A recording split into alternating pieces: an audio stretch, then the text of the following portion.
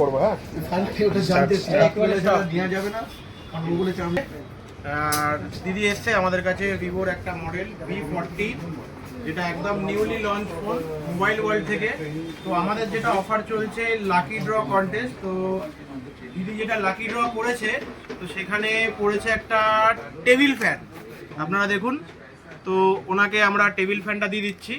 Table ফ্যানটা দাও সঙ্গে, টেবিল ফ্যানটা দাও, প্যাক করে দাও।